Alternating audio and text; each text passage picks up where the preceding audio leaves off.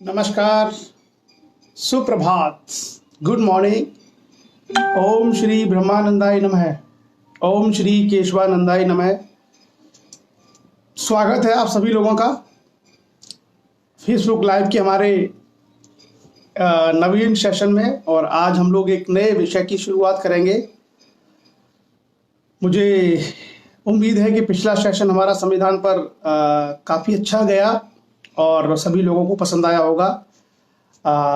हम लोग ज्ञान के एक और पायदान की ओर आगे बढ़ते हुए आज से दुनिया के एक बहुत खूबसूरत देश, हमारा अपना देश भारत की हम लोग आज चर्चा करेंगे। और भारत के जो भौगोलिक विशेषता है इसके बारे में हम जानना का प्रयास करेंगे कि हमारा देश क्या है, इसकी इसमें क्या क्या भौगोलिक विशेषता है। तो नया सेशन हम लोग आरंभ करने वाले हैं भारत का भूगोल। और जो भी विषय हम लोग चर्चा करने वाले हैं ये सारे के सारे विषय आपको IAS, PCS जैसी परीक्षाओं में तो काम आएंगे ही। इसके अलावा सामान्य नागरिक के रूप में भी हमें पता होना चाहिए कि हमारा देश क्या क्या है और उसकी सही जानकारी होना हमारे लिए जरूरी हो जाता है, जानना चाहिए। तो आज हम लोग भारत के भूगोल की श्रृंखला आरंभ कर रहे हैं और प्रतियोगी परीक्षाओं के विद्यार्थियों के अलावा बहुत सारे लोगों की ये मदद करेगा।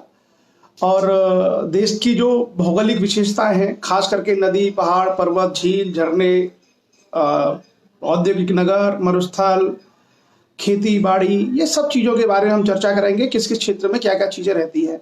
इतिहास और संस्कृति की चर्चा में हम लोग भारत की कल्चर को ऑलरेडी चर्चा कर रहे हैं शाम वाले सेशन में कि किस काल में कैसी संस्कृति भारत में रही है। तो स्वागत है आप सभी लोगों का। कल हम लोगों ने ब्रेक दिया था और उस ब्रेक में मुझे उम्मीद है कि आप लोगों ने अपने आप को रिफ्रेश किया होगा। एक दिन की ब्रेक से हमारा माइंड रिफ्रेश होता है और पुराना सब्जेक्ट जो हम पढ़ रहे थे उस सब्जेक्ट से पढ़ के अगर थोड़ा सा रिलैक्स करते हैं तो आगे की चीज़ों के लिए हमारा माइंड जो है बेहतर तरीके से तैयार हो पाता है। तो आज की चर्चा में जो भी लोग हमारे बीच जुड़ रहे हैं मैं उन सभी लोगों का स्वागत करता हूँ। मनीष लोधी राजपूत, माधुरी राजपूत, संतोष राजपूत जी, शिवमोहन सिंह लोधी जी, राजपूत केशव, अंजलि राजपूत, धर्मेंद्र राजपूत, महेंद्र पाल राजपूत, अनीश कुमार, धर्मेंद्र राजपूत, मनीष लोधी, अवनीश नरवरिया, गौरव लोधी, इंजीनियर प्रवीण राजपूत लोधी, इंजीनियर ओम प्रकाश राजपूत जी, समर सिंह राजपूत, संतोष राजपूत, शिवशंकर राजपूत, राम किशन राजपूत जी, संजय लिल्हारे, पद्मेश लोधी जी, देवदत्त राजपूत जी, जीत बहादुर राजपूत, समर सिंह राजपूत, मनोज वर्मा जी, पुष्पेंद्र राजपूत मैनपुरी से, लोधी भारत राजपूत, लोधी राजेश कुमार लोध, गिरीश भारत, मेहरलाल राजपूत, लोधी दिग्विजय सिंह जमसारा, हरिओम लोधी राजपूत, शिवशंकर राजपूत, लोकपाल सिंह, अवनीश नरवरिया, पूरन सिंह पटेल साहब, लोधी रूपेश राजपूत, शंकर सिंह राजपूत, लोधी मनोज वर्मा, अनुज राजपूत, अनार सिंह वर्मा जी, मेहरलाल राजपूत जी, डॉक्टर सोमेंद्र कुमार, मंजू दयाल, राजीव राजपूत, सर्वेश कुमार, लोधी रवि राजपूत, चंद्र प्रताप सिंह, पुष्पेंद्र राजपूत, सुनील सिंह जी बांदा, पूनम राजपूत, विजेंद्र सिंह जी, लोधी शैलेंद्र राजपूत जी, आचार्य आलोक कुमार जी, देवराज, कुलदीप प्रतिहार, धर्मवीर सिंह राजपूत, जयंती राजपूत, नमस्कार, कैसी हैं आप? Lokpal Singh ji, Amit Rajput, HR Rajput, Shashikant Rajput, good morning Shashikant, Deepak Rajput, Rakesh Lodhi, Vivek Singh ji, Rajput Keshav, RBS Lodhi, Ajay Rajput, Ramchandra Verma जी, वंदना राजपूत, हरिओम राजपूत जी, कुंवर अखिलेश राजपूत, शिवम राजपूत फरुखाबाद से, लोधी गिरिजेंद्र जी रामपुर से, दीप सिंह लोधी मवई से, हिमांशु स्टूडियो रामगढ़, अनुज राजपूत, लोधी अखिलेश राजपूत, दिगंबर दयाल जी, डॉक्टर शेर सिंह कुशवाहा जी, RK राज, अमित राजपूत, अनिल राजपूत, विवेक सिंह नरवरिया, रमेश सिंह लोधी जी दादरी से, अनुज लोधी, पूनम राजपूत लोधी, नितेश राजपूत लोधी, खलक सिंह जी, इंजीनियर ओमवीर सिंह आर्या जी, श्यामलाल लोधा जी, लोधी अखिलेश राजपूत, लोधी यतेंद्र राजपूत, विनोद कुमार जी कासन से, राकेश लोधी, लोधी लाला भैया सिंह, वंदना राजपूत लोधी, अनिल राजपूत, लोधी खलक सिंह जी, उदय सिंह समाज सेवक जी, राजपूत केशव, लोधी पी के प्रेमी, उसके अलावा हमारे साथ कुलदीप लोधी राजपूत, आर के राज। स्वागत है आप सभी लोगों का। लोधी यतेंद्र राजपूत जी, कासन लक्ष्य के जिला उपाध्यक्ष धर्मवीर सिंह वर्मा पीलीभीत से, HR राजपूत जी।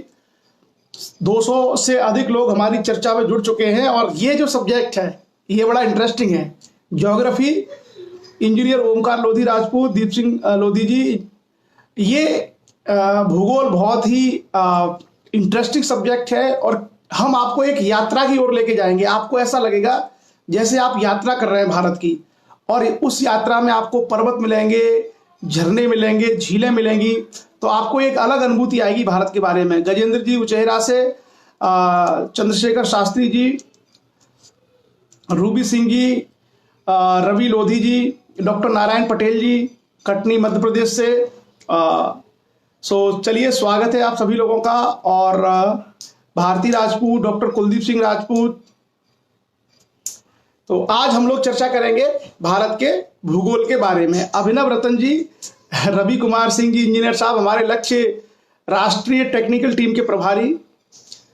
महेश चंद्र वर्मा जी, बहुत ही अच्छे हमारे समाज सेवी है महेश चंद्र वर्मा जी, स्वागत है, गुड मॉर्निंग। श्याम राजपूत जी, हमारे क्लासमेट बीएड के, स्वागत है श्याम राजपूत का। डॉक्टर बीबी सिंह जी मुरादाबाद से, आप वेटरी डॉक्टर हैं।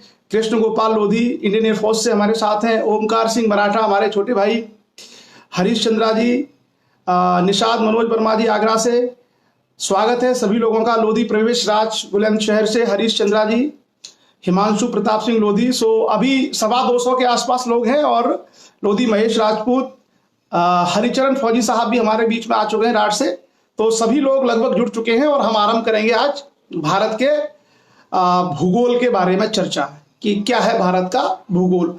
और जितने सारे विषयों को हम लोग यहाँ चर्चा कर रहे हैं लाइव सेशन में, उन सबका जो लाभ है, उन सबका लाभ बड़े स्तर पर विद्यार्थियों को मिलेगा। आरती वर्मा, तुलसीराम राजपूत जी, अरुण कुमार राजपूत जी, चमेली देवी, उसके अलावा ब्रजेश राजपूत, दिनेश श्वेता सिंह जी, सुशील कुमार लोधी जी, संतोष कुमार जी, कमलेश सिंह लोधी जी, पवन राजपूत जी, मोहित सिंह राजपूत जी कानपुर से, अरुण सिंह जी, डॉक्टर रंजीत सिंह राजपूत जी, ये सारे लोग भी अभी अभी हमारे बीच चर्चा में जुड़े हैं, उन सबका भी स्वागत है। और आज अभी तक लगभग 250 लोग हैं चर्चा में, तो मुझे लगता है सब रिफ्रेश हो चुके हैं।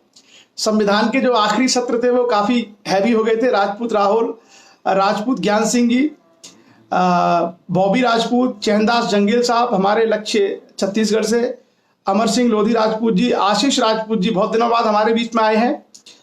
स्वागत है सभी लोगों का। और राम मिलन जी, संविधान की जो बाद की क्लासेस थी वो थोड़ी सी ज़्यादा हैवी थी, तो कई लोग बोर भी हो गए थे 50 दिन तक लगातार संविधान पढ़ते पढ़ते। उपेंद्र सिंह जी, अरुण यादव, डॉक्टर रंजीत राजपूत एटा से, गुड मॉर्निंग। वीरेंद्र कुमार वर्मा जी, जयराम राजपूत जी अयोध्या से, ब्रजेश राजपूत जी हमारे बीच में हैं, नमस्कार, गुड मॉर्निंग। अरुण सिंह जी। तो चलिए, बाकी जो लोग हैं वो सभी लोग जुड़ते चले जाएंगे और हम लोग अपनी चर्चा आरंभ करेंगे, क्योंकि ऑलरेडी 254 लोग जुड़ चुके हैं। बाकी लोगों का स्वागत है, जो लेट से आएंगे उनका भी स्वागत है, और जो आ चुके हैं उन सबका स्वागत है। तो संविधान में हम लोगों ने लगभग सारे पहलुओं की चर्चा की और बहुत अच्छे तरीके से आप सभी लोगों ने प्रश्नोत्तरी के रूप में उनके जवाब भी दिए। तो सामान्य रूप से बहुत सारे लोगों को संविधान की एक बुनियादी समझ विकसित हुई होगी और धीरे धीरे प्रयास करके उसको और बेहतर किया जाएगा। सभी लोगों को अपने अपने प्रयास भी निरंतर उसके लिए करते रहने हैं। आज हम लोग बात करेंगे भारत के भूगोल के बारे में। तो जैसा कि आप जानते हैं, भारत दुनिया के सबसे खूबसूरत देशों में से एक है। भारत में जितनी जैव विविधता और प्राकृतिक विविधता है शायद दुनिया में कहीं और नहीं है। यहाँ भारत में आपको समुद्र भी है तो ऊंचे ऊंचे पर्वत भी हैं। भारत में एक तरफ रेगिस्तान भी है तो एक तरफ मैदान भी है। भारत में वो सारी चीज़ें आपको मिलेंगी। और दुनिया भर की जितनी जलवायु हैं, लगभग सभी जलवायु भारत में आपको मिल जाती हैं। भारत जनसंख्या की दृष्टि से दुनिया का सबसे बड़ा देश है। यह भी अपने आप में एक बहुत ऐसा अनूठा फैक्ट है जिसकी जानकारी लोगों को होनी चाहिए। और क्षेत्रफल की दृष्टि से अगर बात करें तो दुनिया का 7वां सबसे बड़ा देश भारत है। भारत से बड़े दुनिया में केवल क्षेत्रफल में 6 ही देश हैं। और जैसा आप जानते हैं कि दुनिया के अंदर 200 से ऊपर देश हैं। 200 से ज्यादा अगर देश है, उसमें से अगर हम क्षेत्रफल में 7वें नंबर पे आ जाते हैं और जनसंख्या में नंबर 2 पे आ जाते हैं 200 देशों में, तो इसका मतलब भारत एक बहुत विशाल देश है।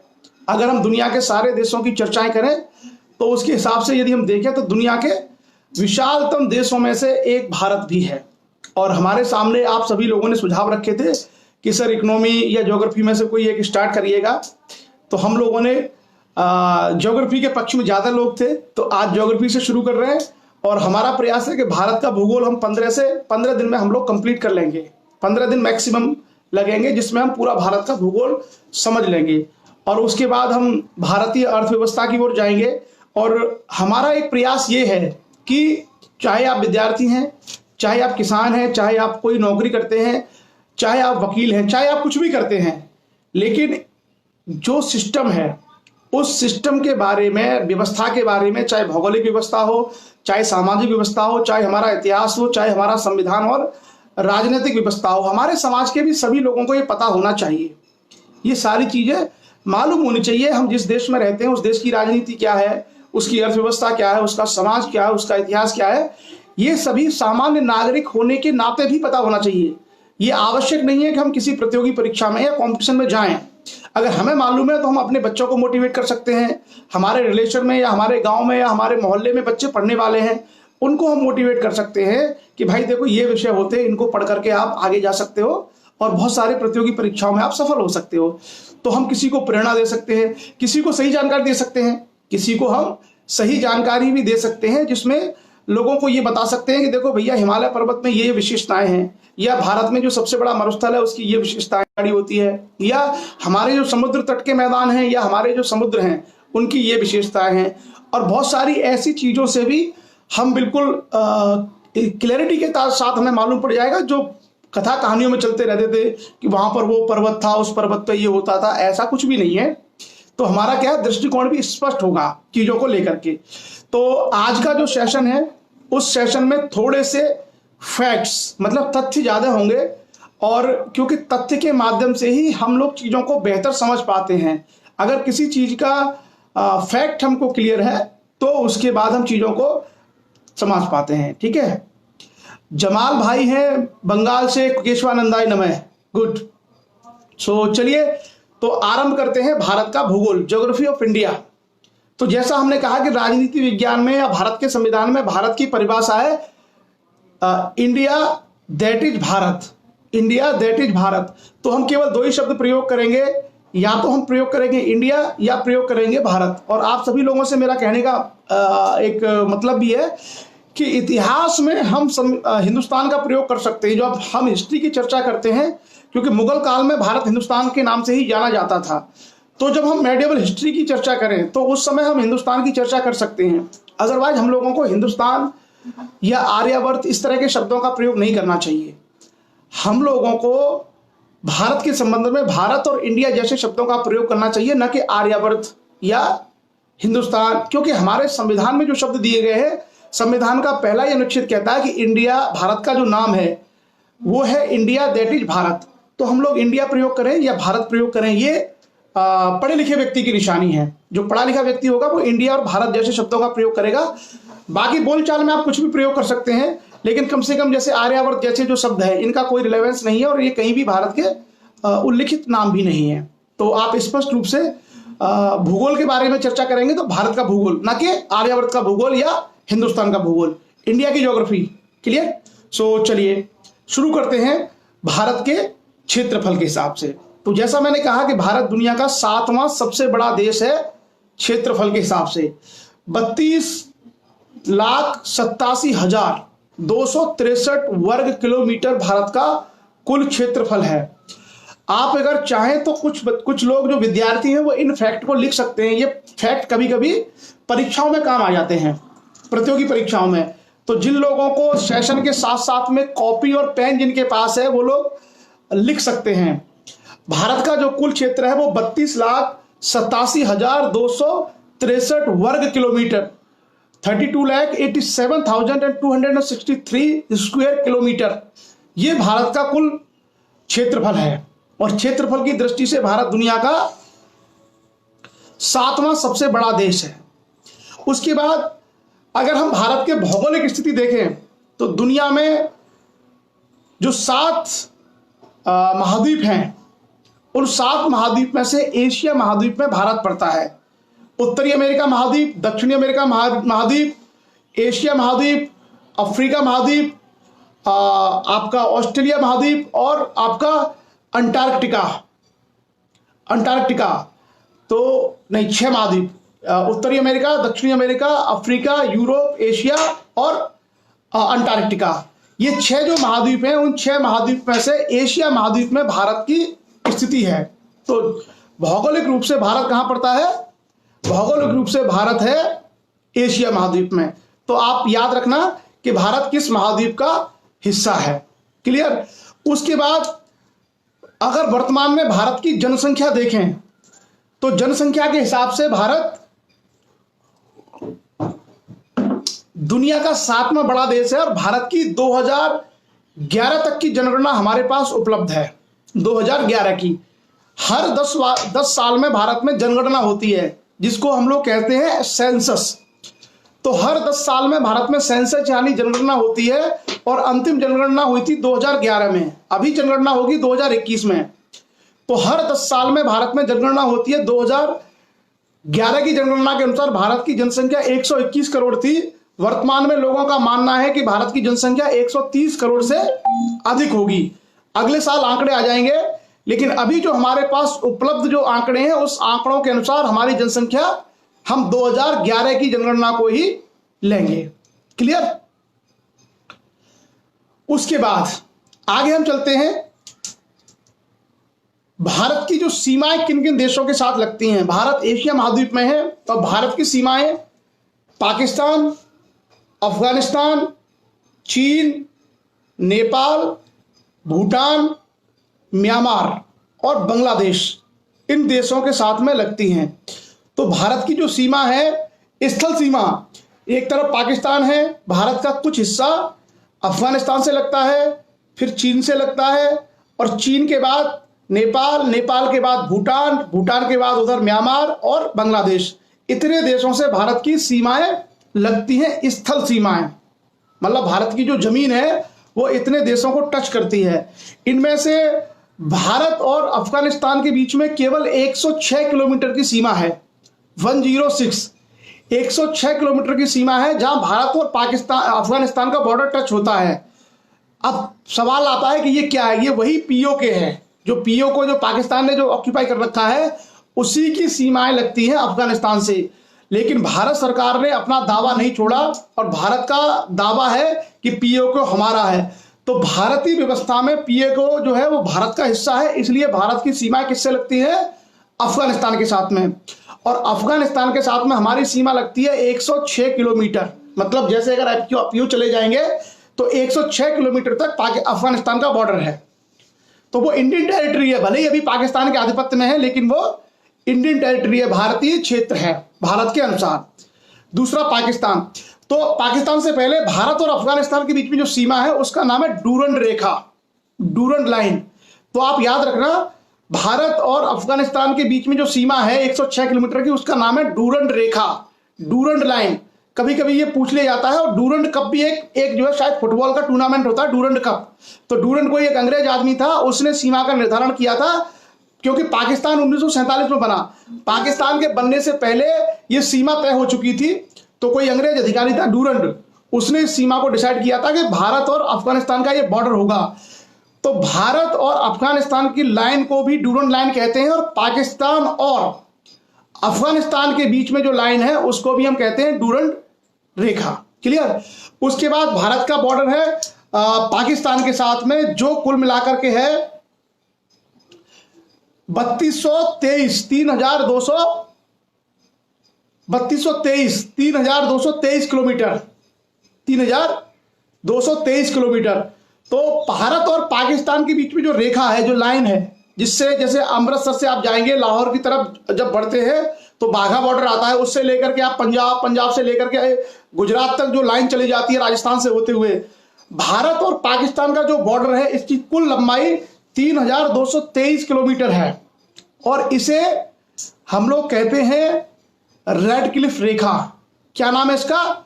रेड क्लिफ रेखा। एक अंग्रेज अधिकारी थे रेड क्लिफ, जिन्होंने जब भारत का और पाकिस्तान का जब बंटवारा हुआ था तो दोनों देश की सीमाओं का निर्धारण किया था, उससे हम कहते हैं रेड क्लिफ रेखा। ये सवाल कई बार प्रतियोगी परीक्षाओं में भी आए हैं कि भारत और अफगानिस्तान के बीच में रेखा का नाम क्या है या रेड क्लिफ रेखा क्या है।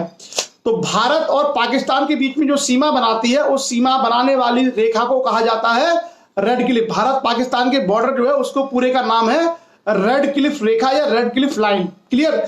उसके अलावा भारत का चीन के साथ में 3,488 किलोमीटर की लाइन है, बॉर्डर है। 3,488 किलोमीटर भारत और चीन के बीच में इतना बॉर्डर है। भारत और चीन के बीच में जो सीमा है उस सीमा का नाम है मैकमोहन रेखा। उसका नाम है मैकमोहन रेखा। यह भी एक अंग्रेज अधिकारी थे जिन्होंने इसका निर्धारण किया था कि भारत और चीन की यह बॉर्डर रहेगा और उसका नाम था मैकमोहन रेखा। तो ये रेड क्लिफ, डूरंड और मैकमोहन जो 3 बॉर्डर हैं, अक्सर इनसे क्वेश्चन भी कई बार आ जाते हैं। बहुत बार प्रतियोगी परीक्षाओं में इन सारे एरिया से सवाल पूछे गए हैं कि इनके बॉर्डर्स की लंबाई कितनी है या ये जो बॉर्डर्स बनाते हैं इनका नाम क्या है। जैसे मैंने कहा भारत और पाकिस्तान के बीच में रेड क्लिफ है, भारत और अफगानिस्तान के बीच में डूरंड लाइन है और भारत और चाइना के बीच में जो बॉर्डर है उसका नाम है मैकमोहन रेखा। तो आप लोग अगर इन तीनों चीजों को याद रखेंगे तो ये बहुत सारी जगह आपको प्रतियोगी परीक्षाओं में काम आएगा कि भारत और इन तीनों देशों के बीच में जो बॉर्डर है उन बॉर्डर्स को हम लोग क्या कहते हैं। क्लियर? उसके बाद भारत का नेपाल के साथ में लगभग 1751 किलोमीटर का बॉर्डर है। म्यांमार के साथ में 1643 किलोमीटर का बॉर्डर है। भूटान के साथ में 699 किलोमीटर का बॉर्डर है और सबसे ज्यादा बांग्लादेश के साथ भारत की सीमा लगती है, वो है 4096 किलोमीटर। 4096 किलोमीटर की रेखा है भारत और बांग्लादेश के बीच में। आपने देखा होगा कि बांग्लादेश की जो सीमा है इधर बंगाल से भी लगती है और नॉर्थ ईस्ट के जो स्टेट है अरुणाचल, आसाम वगैरह, उन सबसे भी लगती है। आसाम वगैरह सबसे लगती है, आसाम, त्रिपुरा। तो बांग्लादेश के साथ में भारत का बॉर्डर सबसे बड़ा है। कई बार लोगों को ये लगता है कि पाकिस्तान हमारा दुश्मन है तो पाकिस्तान के साथ सबसे ज्यादा सीमा भारत की लगती होगी, ये चीन हमारा अच्छा मित्र नहीं है तो भारत की सबसे ज्यादा सीमा चीन के साथ लगती होगी। नहीं, भारत की सबसे ज्यादा बॉर्डर लगता है किसके साथ में? बांग्लादेश के साथ में। भारत का सबसे ज्यादा बॉर्डर है बांग्लादेश के साथ में, 4096 किलोमीटर, 4096 किलोमीटर। बांग्लादेश के साथ भारत की सीमा सबसे ज्यादा लगती है पड़ोसी देशों में। और यह क्वेश्चन आईएएस में आया था, यह क्वेश्चन भी आईएएस में आया था कि भारत की सीमा निम्न में से किस पड़ोसी देश के साथ सबसे ज्यादा लगती है? तो उसका आंसर है बांग्लादेश, 4096 किलोमीटर। क्लियर? उसके बाद आगे बढ़ते हैं और आगे बढ़कर के हम देखते हैं कि भारत की जो समुद्री सीमाएं किसके साथ लगती हैं। भारत का जो समुद्र है वो समुद्री सीमाएं किसके साथ लगती है? समुद्री सीमा लगती है भारत की मालदीव, श्रीलंका, थाईलैंड और इंडोनेशिया। मालदीव, श्रीलंका, थाईलैंड और इंडोनेशिया, ये 4 कंट्री ऐसे हैं, इन 4 कंट्री के साथ में भारत की समुद्री सीमा भी लगती है। यानी भारत का समुद्र जहां से शुरू होता है उसके आगे कौन से कंट्री पड़ोस में है? मालदीव, श्रीलंका, इंडोनेशिया और थाईलैंड। इन 4 कंट्री के साथ में हमारी समुद्री सीमा भी लगती है। क्लियर? चलिए आगे बढ़ते हैं और आगे देखते हैं कि भारत उत्तर से दक्षिण तक और पूर्व से पश्चिम तक क्या है। तो भारत में सबसे उत्तर में जो बिंदु है उसको हम लोग कहते हैं, भारत का सबसे ऊंचा चोटी है K2 गॉडविन और सबसे नीचा स्थल है कन्याकुमारी। भारत में जो इंदिरा इंदिरा काल, ये भारत का सबसे उत्तरी बिंदु है इंदिरा काल, और सबसे दक्षिण में है भारत का कन्याकुमारी, और उसके अलावा पूर्व में है किबुथु। आप लोग याद रखना, किबुथु कोई लिख देना। किबुथु भारत का सबसे पूर्वी बिंदु है, और सरक्रीक एक जगह है गुजरात में, दलदली क्षेत्र, जो भारत का सबसे पश्चिमी बिंदु है। तो ये भारत का उत्तर से दक्षिण और पूर्व से पश्चिम शुरुआती और आखिरी बिंदु हैं। उसके अलावा अगर हम भारत के अक्षांशीय विस्तार की बात करें तो भारत 8 डिग्री से 4 अक्षांश से लेकर के 37 डिग्री 6 अक्षांश उत्तरी अक्षांश, और 48 देशांतर 7 से लेकर के 97 देशांतर 25 पूर्वी देशांतर। ये कोई लिख देना देख करके इंटरनेट से। क्लियर कि भारत के अक्षांशीय विस्तार क्या क्या है। आगे हम बढ़ते हैं और आगे हम देखेंगे कि उत्तर से लेकर दक्षिण तक, यानी कश्मीर से लेकर के कन्याकुमारी तक, और उधर हमारा जो अरुणाचल प्रदेश का है, अरुणाचल प्रदेश के शुरुआती बिंदु से लेकर के गुजरात के पश्चिम तक भारत की कुल लंबाई कितनी है। तो उत्तर से दक्षिण तक जहां भारत की शुरुआत होती है, वहां से लेकर के और जहां भारत समुद्र तट पे खत्म होता है, उसकी कुल लंबाई है 3214 किलोमीटर, 3214 किलोमीटर, 3214 किलोमीटर उसकी कुल लंबाई है भारत की उत्तर से दक्षिण। और पूरब से पश्चिम अगर देखें तो पूरब में जैसा मैंने कहा कि जो शुरुआती बिंदु है किबुथु, वहां से लेकर शुरू करें सरक्रीक तक, तो भारत की कुल लंबाई है पूरब से पश्चिम तक 2933 किलोमीटर।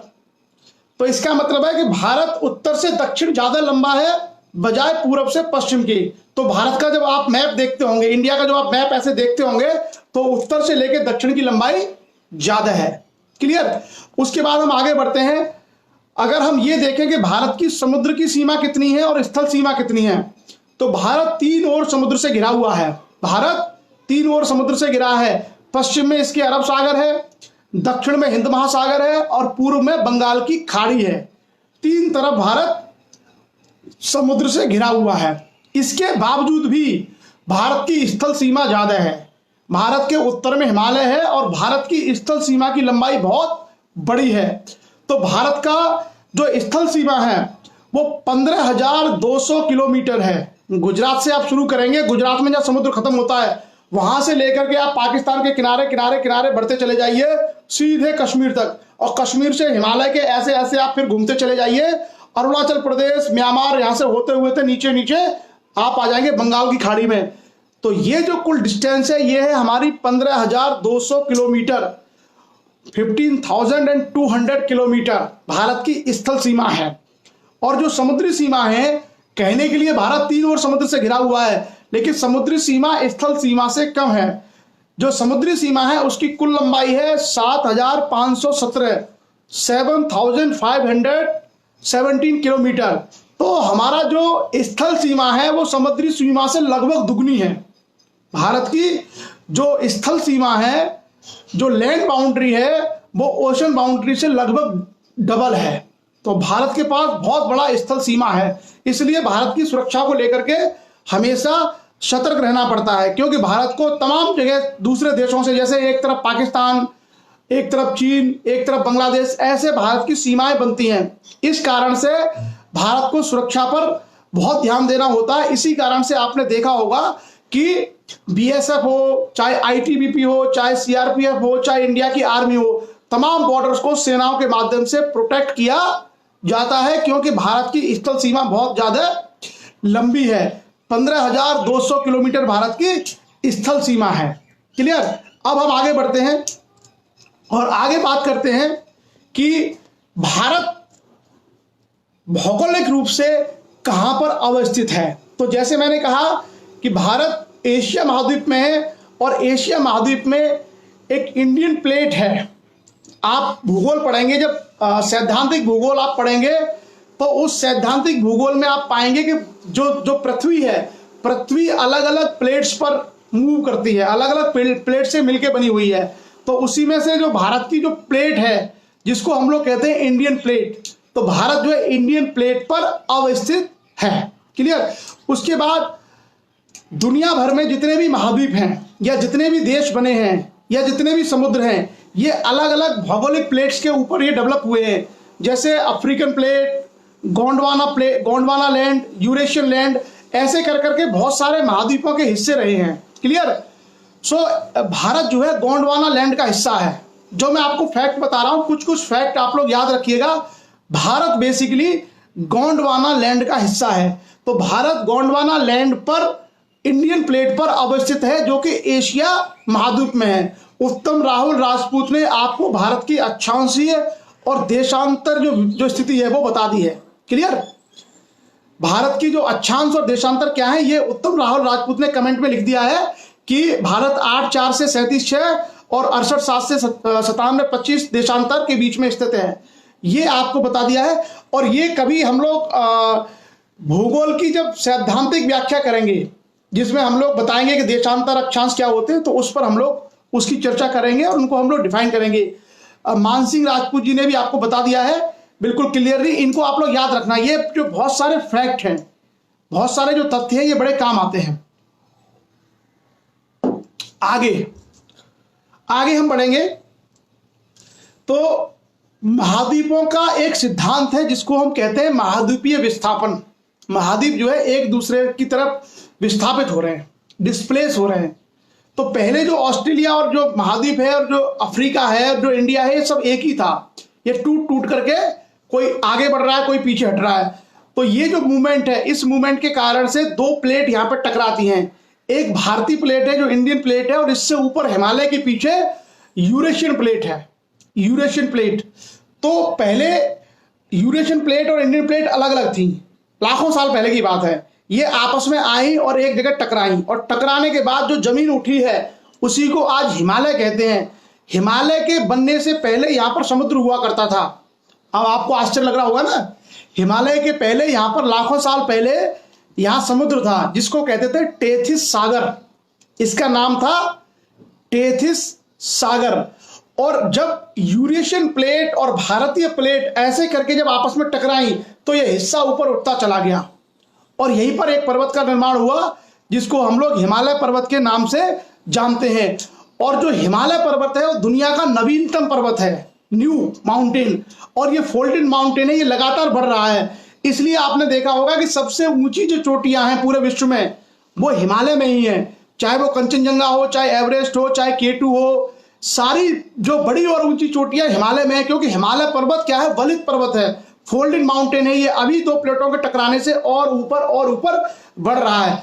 हो सकता है हजारों सालों में जाकर के ये और ऊंचाई इसकी हो जाए। तो अभी ये क्या है, अभी ये हिमालय पर्वत की ऊंचाई बढ़ रही है, क्योंकि ये दोनों प्लेट्स आपस में टकरा के एक दूसरे के और नजदीक आ रही हैं। क्लियर। तो इसका मतलब है कि भारत और ऑस्ट्रेलिया के बीच में जो हिंद महासागर है, इसका फैलाव हो रहा है।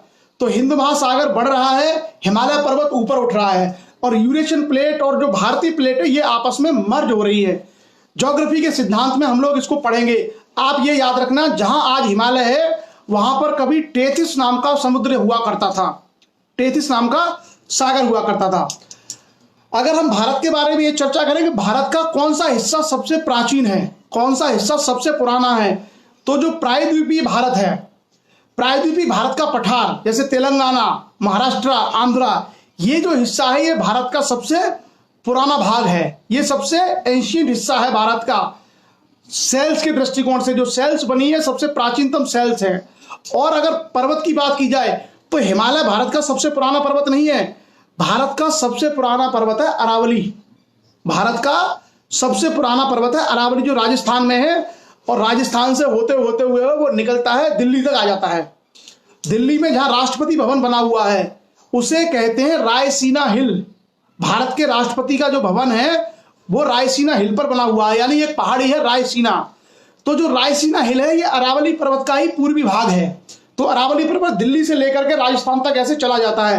अरावली पर्वत भारत का सबसे पुराना यानी ओल्डेस्ट माउंटेन है। तो मैंने 2-3 चीजें आपको बताई कि एक, अरावली पर्वत भारत का सबसे प्राचीन पर्वत है, प्रायद्वीपीय जो पठार है भारत की भूमि का सबसे पुराना भाग है, और हिमालय पर्वत दुनिया का सबसे ऊंचा पर्वत है, लेकिन ये नवीन पर्वत है, फोल्डेड माउंटेन है, जिसमें अभी भी ऊंचाई इसकी बढ़ रही है। हिंद महासागर भारत और ऑस्ट्रेलिया महाद्वीपों के बीच में है, और ऑस्ट्रेलिया की प्लेट पीछे जा रही है और इंडिया की प्लेट ऊपर की ओर बढ़ रही है, तो इसलिए गैप बढ़ रहा है। तो हिंद महासागर की चौड़ाई क्या है, बढ़ रही है। ये कुछ कुछ फैक्ट्स है, आप उसको याद रखिएगा। क्लियर? चलिए अब हम आगे बढ़ते हैं और आगे बात करेंगे कि भारत का भौगोलिक, सबसे पहले जानेंगे कि भारत का भौगोलिक विभाजन क्या है, किस तरीके से ज्योग्राफी में भारत के हिस्सों को बांट करके हम उसका अध्ययन कर सकते हैं, और उसके बाद अगली जो चीजें हैं उस पर हम लोग जाकर के चर्चाएं करेंगे। क्लियर?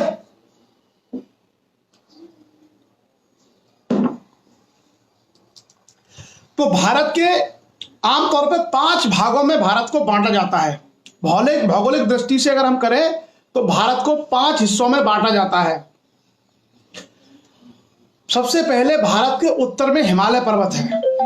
सबसे पहले भारत के उत्तर में हिमालय पर्वत है, और हिमालय पर्वत को हम लोग कहते हैं कि हिमालय प्रदेश के या हिमालय पर्वत का क्षेत्र।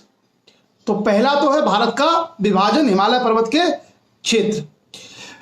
जो अरावली पर्वत है जिसकी आप चर्चा कर रहे हैं, अरावली रायसीना हिल से शुरू होता है और राजस्थान होते हुए गुजरात तक चला जाता है।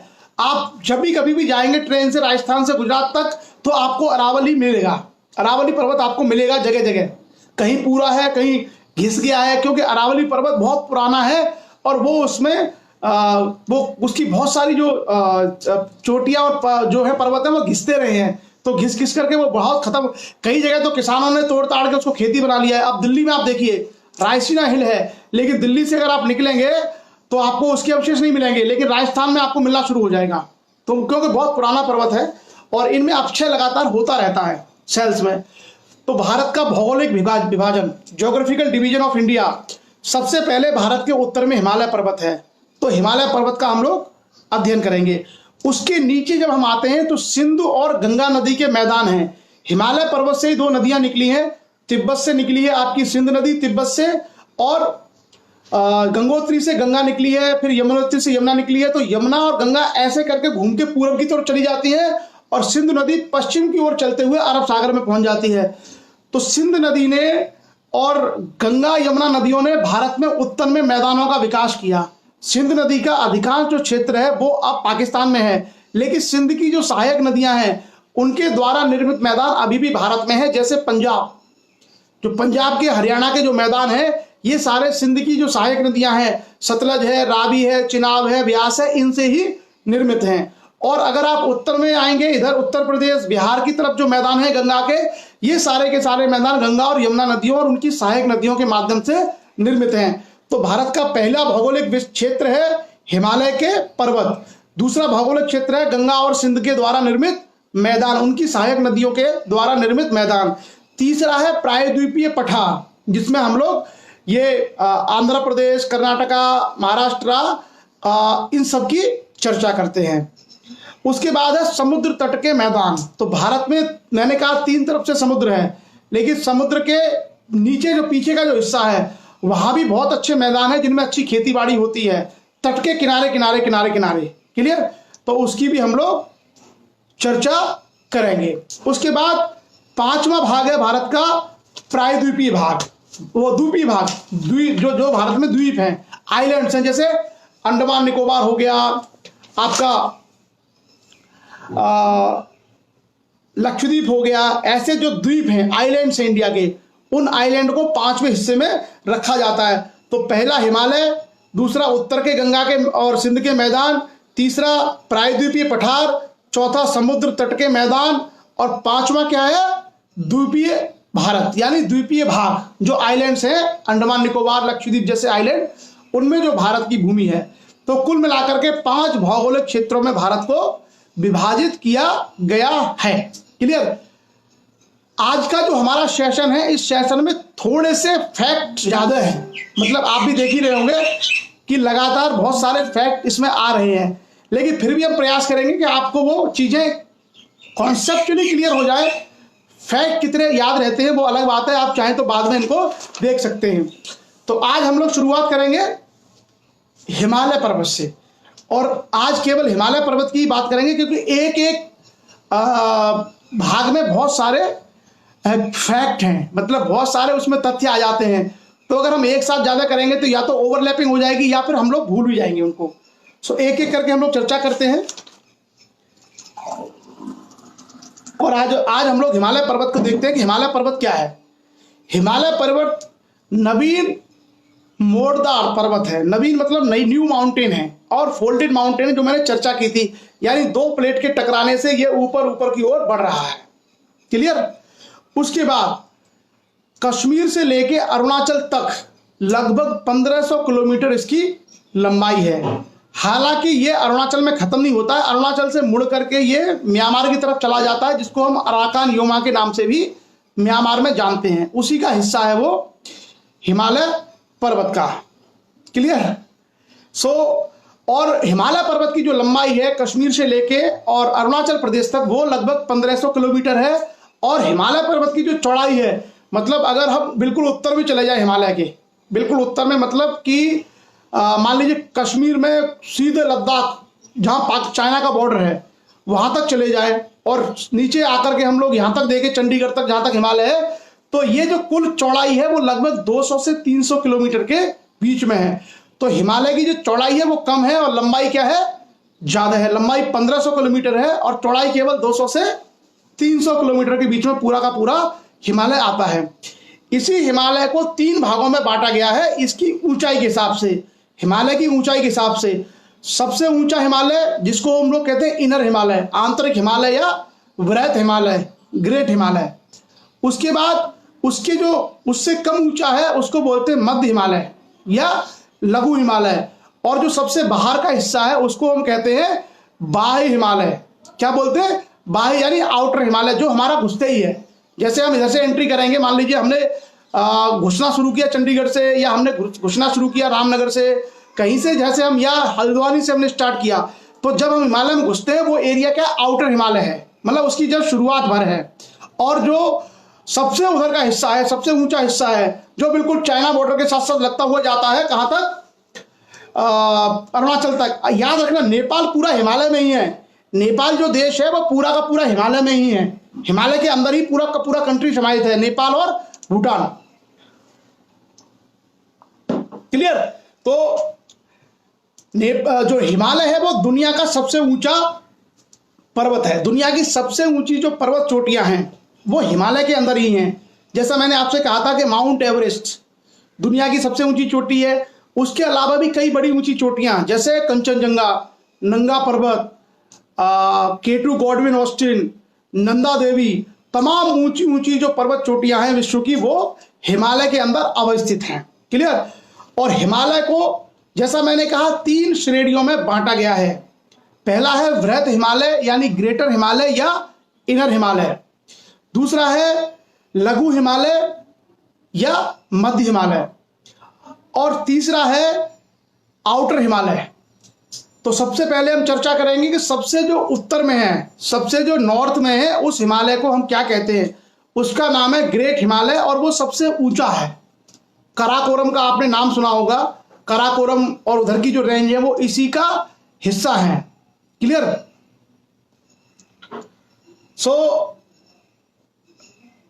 बृहत हिमालय में सबसे उत्तरी श्रेणी कश्मीर से लेकर के आसाम तक, और इसकी औसत ऊंचाई लगभग 20,000 फीट है।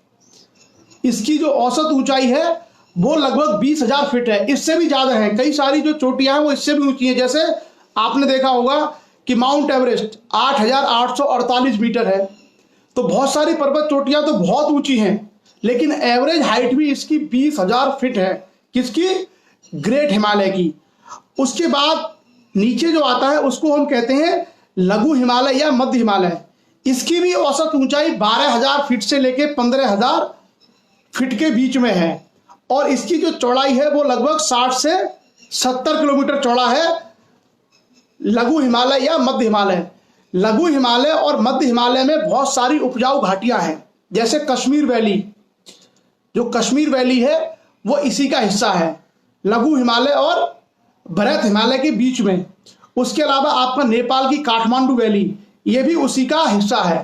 और इसके दक्षिण में जहां पे जो वृहत हिमालय के बाद जहां लघु हिमालय है, यहाँ जो ट्रांजिशनल एरिया है वहां कई सारे बड़े प्रसिद्ध शहर भी हैं। जैसे आपने नाम सुना होगा शिमला, मसूरी, नैनीताल, दार्जिलिंग, ये सब मध्य हिमालय है। जो मिडिल हिमालय है, लघु हिमालय, उसी में ये सारे के सारे मिलते हैं। क्लियर। उसके बाद हमारा आता है बाह्य हिमालय, जो बिल्कुल घुसते ही जो एरिया है, इसको हम शिवालिक भी बोलते हैं। और जैसे ही हम एंट्री करते हैं, ये लगभग 90 किलोमीटर शुरू का जो एरिया है, इसकी हाइट कम है, इसको हम लोग बोलते हैं। अमित कुमार राजपूत ने कहा कि सर हिमालय की कुल जो है 24 किलोमीटर है। मैंने कहा था अरुणाचल प्रदेश तक 1500 किलोमीटर है, उसके बाद ये घूमता है और घूम करके ये चला जाता है कहां पर, सीधा सीधा और म्यांमार की तरफ, जिसको हम लोग अराकान योमा बोलते हैं। तो अगर उसको पूरे को जोड़ेंगे तो वो 2400 किलोमीटर है। मैंने जो लेंथ बताई थी तो वो अरुणाचल के लास्ट पॉइंट तक, वहां से फिर घूमेगा ये और ये चला जाएगा नीचे म्यांमार तक। तो उसको पूरे को अगर जोड़ेंगे तो अगर हम हिमालय में म्यांमार वाला हिस्सा भी ऐड कर लेंगे तो ये 2400 किलोमीटर के आसपास कुल पड़ता है। क्लियर। जो वृहत हिमालय, जो बाहर हिमालय है, आउटर हिमालय में को हम शिवालिक श्रेणी बोलते हैं। और ये जो है इसमें भी कई सारी बड़ी प्रसिद्ध घाटियां हैं, जैसे देहरादून, जिनको हम लोग दून घाटी कहते हैं। उसके अलावा पूर्वी भारत में अगर हम जाएंगे तो म्यांमार की साइड में अराकान योमा है, मेघालय में गारो, खासी, जयंतिया जैसी बड़ी पहाड़ियां भी हिमालय का ही हिस्सा है। गारो, खासी, जयंतिया इत्यादि भी घाटियां इसी का हिस्सा हैं। अच्छा, एक और इंटरेस्टिंग फैक्ट कि जो हिमालय है, हिमालय की ऊंचाई इतनी ज्यादा है कि इसको हर जगह से पास नहीं किया जा सकता। मतलब आप सोचो कि मैं हिमालय को क्रॉस कर दूं तो आप हर जगह हिमालय को पास नहीं कर सकते। हिमालय को केवल कुछ दर्रों के माध्यम से ही पास किया जा सकता है। तो हिमालय में कई कई जगह दर्रे हैं। दर्रे मतलब एक तरह का नीचे का मैदान क्षेत्र है। ऊंची पहाड़ियों के बीच में से एक छोटा सा पतला सा रास्ता है, वहां पहाड़ नहीं है और बहुत दूर तक वो चला जाता है, उसको कहते हैं दर्रा या पास। तो हिमालय में कई सारे दर्रे पाए जाते हैं जिनके माध्यम से आप हिमालय में एक जगह से दूसरी जगह जा सकते हैं। जैसे आप ये नहीं सोच सकते कि मैं नंदा देवी को पार करके उस पार चला जाऊं, इम्पॉसिबल है। आप जा ही नहीं सकते नंदा देवी को चढ़ करके उस साइड में, क्योंकि उसकी ऊंचाई इतनी ज्यादा है कि आप चढ़ ही नहीं सकते वहां और उसको पार नहीं कर सकते।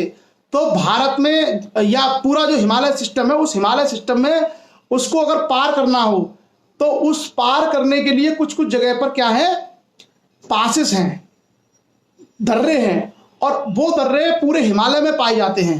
पूरे हिमालय में वो दर्रे पाए जाते हैं जिसके माध्यम से प्राचीन काल से लोग उसका प्रयोग आवागमन के लिए कर रहे थे। जैसे लोग एक हिस्से से दूसरे हिस्से में जाते थे, दूसरे हिस्से से कहीं और जाते थे। तो इस तरीके से हिमालय में बहुत सारे निचली जमीन है, पर्वतों के बीच में भूमि का एक हिस्सा है जो बहुत नीचा है, उसी में होकर के वो पास है, दर्रे हैं जिसके माध्यम से लोग निकलते थे। और ये सारे के सारे नेचुरल बने हुए हैं। ये सारे के सारे जो पासेस हैं वो नेचुरल हैं। जैसे पहले भारत के लोग तिब्बत जाते थे, पहले भारतीय लोग तिब्बत, जैसे आपने देखा था कि बौद्ध धर्म के समय में बहुत सारे जो लामा थे वो तिब्बत जाते थे, तिब्बत से भारत नालंदा आते थे। तो उनके लिए रास्ता क्या था, उनके लिए जो रास्ता था वो सारे के सारे रास्ते कहाँ होकर के थे, इन्हीं पास में होकर के थे। बहुत सारे लोग कश्मीर वैली से होकर के अफगानिस्तान तक जाते थे, तो वो किस में होकर जाते थे, पासिस दर्रे में होकर के।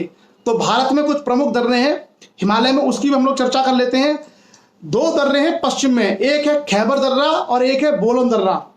खैबर जो पास है वो रावलपिंडी और कश्मीर को जोड़ता है, रावलपिंडी और कश्मीर को जोड़ता है। पाकिस्तान का शहर है रावलपिंडी, और रावलपिंडी से अगर उस दर्रे होते आएंगे तो हम कश्मीर तक पहुंच जाते हैं। तो अब खैबर पास और जो बोलन दर्रा है, ये दोनों के दोनों एक तरीके से इनका अधिकांश भाग किसमें है, पाकिस्तान में। उसके बाद बनिहाल दर्रा है, जहां से एक सुरंग निकाली गई है, आपको पता होगा अभी एक, तो बनिहाल दर्रा पड़ता है कश्मीर में। उसके अलावा कश्मीर में एक जोजिला पास है, ये आप लोगों ने कहानियों में, किताबों में सुने होंगे, जोजिला पास, जोजिला दर्रा, ये भी कश्मीर में है। उसके अलावा हिमाचल प्रदेश में बड़ा प्रसिद्ध दर्रा है जिसका नाम है शिपकी लाह, उसका नाम है शिपकी ला दर्रा। ला माने दर्रा, ला माने पास या दर्रा, निचला हिस्सा जहां से होकर लोग निकलते हैं। तो हिमाचल प्रदेश में शिपकी ला दर्रा है, और उस शिपकी ला दर्रे के माध्यम से लोग हिमाचल प्रदेश से तिब्बत चले जाते थे, अभी भी जा सकते हैं, अभी भी जो है शिपकी ला से होते हुए आप तिब्बत पहुंच सकते हैं।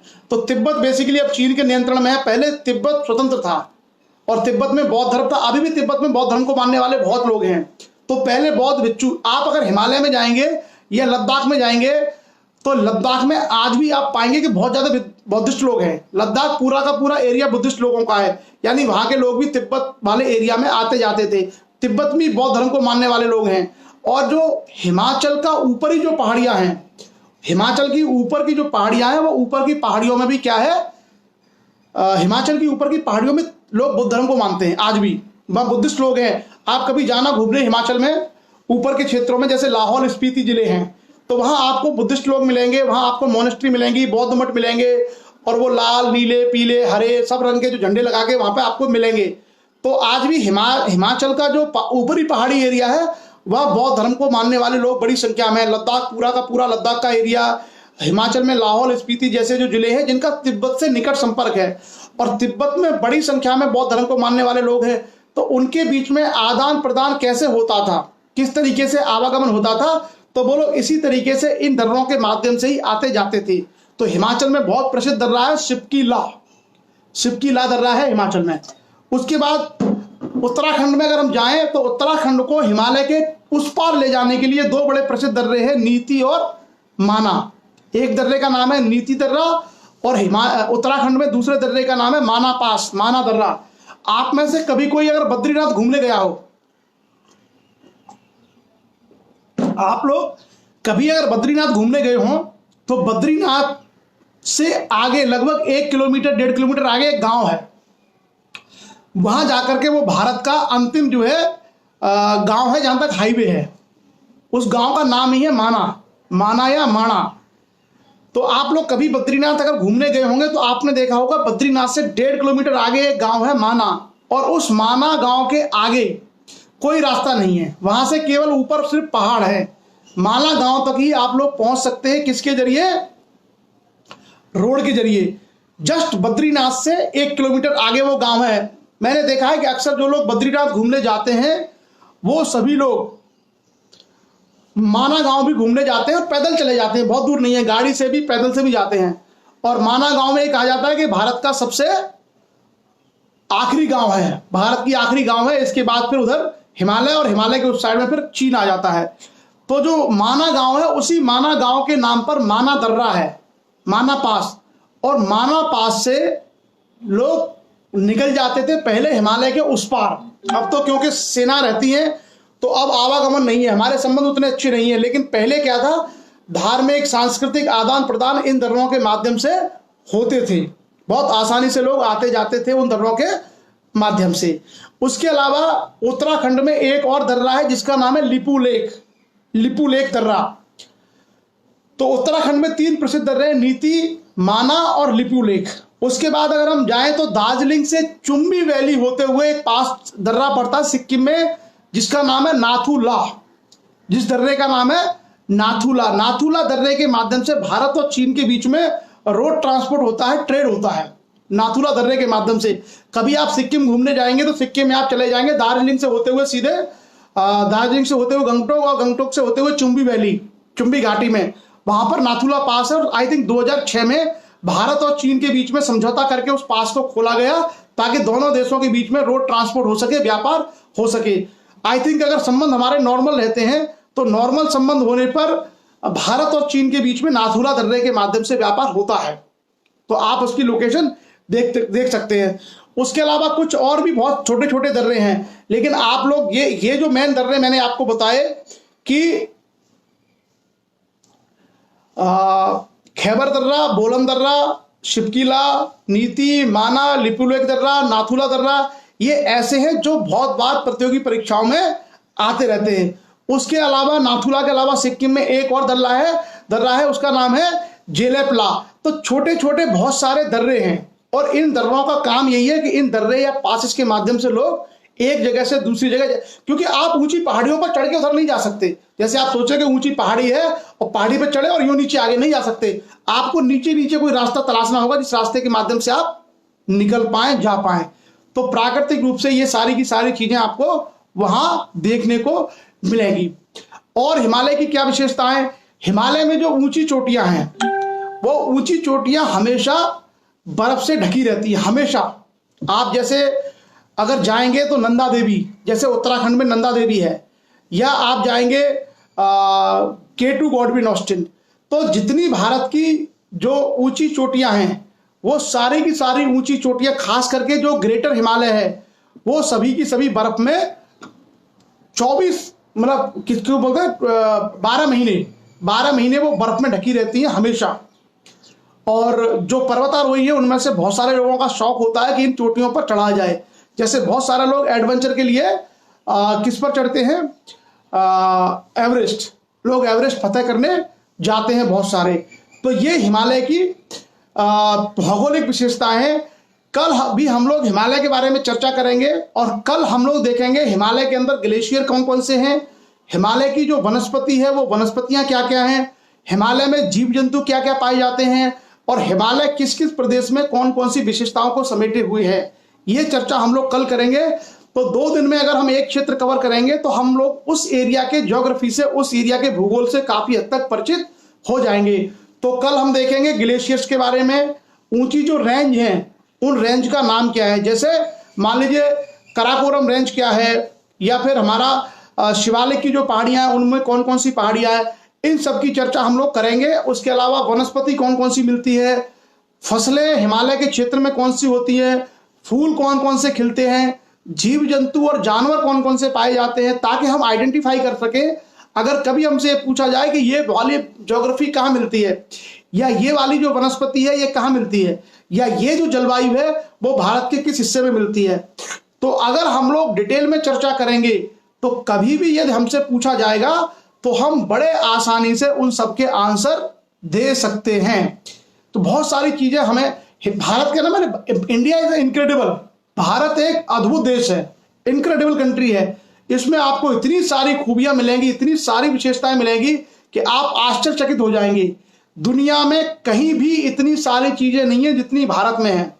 यहाँ की संस्कृति, यहाँ का खान पान, यहाँ के वस्त्र, यहाँ के आभूषण, यहाँ की प्रकृति, यहाँ की वनस्पतियां, यहाँ के जीव जंतु, एक से एक बड़ी विविधता भारत के अंदर है।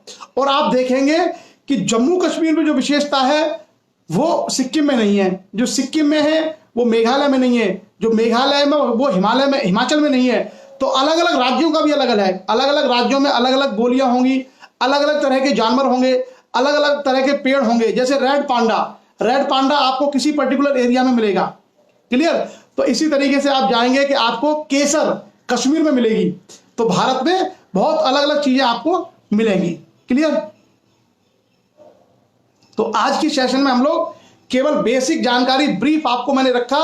भारत के भूगोल की हमने शुरुआत कर दी है, भारत की जनसंख्या, भारत का क्षेत्र, भारत की सीमाएं, भारत की स्थिति, अक्षांश, देशांतर, ये सारे हम लोगों ने कर लिए हैं। और हिमालय की हमने शुरुआत कर दी, और हिमालय पर हम लोगों ने बहुत सारी चीजें अभी डिस्कस की है, और शायद कल के सेशन में हम कवर करेंगे। और कल के सेशन में भी अगर नहीं हुई तो एक सेशन हम और करेंगे, क्योंकि भूगोल को जितना गहराई से पढ़ेंगे, भूगोल को जितना गहराई से पढ़ेंगे उतना ही आपको भारत के बारे में विशद ज्ञान होगा, बहुत सारी चीजें आपको स्पष्ट होंगी, और इसके माध्यम से हम अपने देश को बेहतर तरीके से समझ पाएंगे।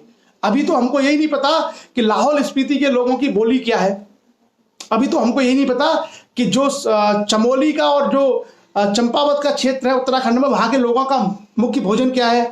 हमको नहीं मालूम कि गारो और खासी क्षेत्र जो मेघालय के, उन क्षेत्रों में कौन सी फसल होती है। तो जब हम थोड़ा सा गहराई से पढ़ेंगे तो भारत देश के बारे में हम बहुत सारी अच्छी अच्छी चीजें जान पाएंगे। तो आज हमारा ज्योग्राफी के सेशन में हम लोग टॉपिक के ऊपर इतनी बात रखेंगे, और उसके बाद हम बात करेंगे कुछ दूसरी चीजों की। और आज हम लोगों ने हम लोग करेंगे कविता, 2 कविताएं हम लोग आपके बीच में रखेंगे। और आज के लिए टॉपिक के ऊपर इतना ही, क्योंकि फिर बहुत ज्यादा हो जाएगा। अगर हम टॉपिक से पे बहुत करेंगे तो फिर क्या कंफ्यूजन हो जाएगा। उतना उतना पढ़े जितना जितना हम ग्रहण करते चले जाओ, जितना हम लोग पचा लें, जितना हम लोग समझ पाए। तो बेसिक आइडिया हमको लग गया भारत के भूगोल का। कल हम लोग हिमालय में कश्मीर देखेंगे, कश्मीर में कौन कौन सी रेंजेज हैं, कश्मीर की क्या खासियत है, हिमाचल का हिस्सा है, उसमें क्या क्या खासियत है, कौन सी फसलें, कौन से जीव जंतु हैं, ये सब चर्चा हम लोग करेंगे। क्लियर। और मैं आप लोगों से इतना भरोसा आपको दिला रहा हूं, जो सेशन हम आपके साथ में ले रहे हैं उन सेशन को करने के बाद आप आईएएस जैसी देश की सबसे बड़ी परीक्षा का क्वेश्चन भी हल कर सकते हैं। और अगर आप आईएएस का प्रश्न हल कर सकते हैं तो मुझे लगता है फिर कोई चीज आपके लिए मुश्किल नहीं है, कठिन नहीं होगी। अगर हमने अपना लेवल इतना कर लिया तो उसके बाद कोई भी चीज हमारे लिए कठिन नहीं होगी। क्लियर। तो चलिए अब हम लोग दो छोटी छोटी कविताएं हमारे बीच में है।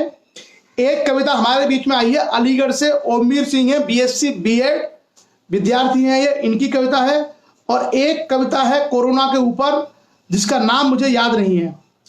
तो एक छोटी सी कविता के माध्यम से हम लोग शुरुआत करेंगे आज के हमारे कविता सेशन की।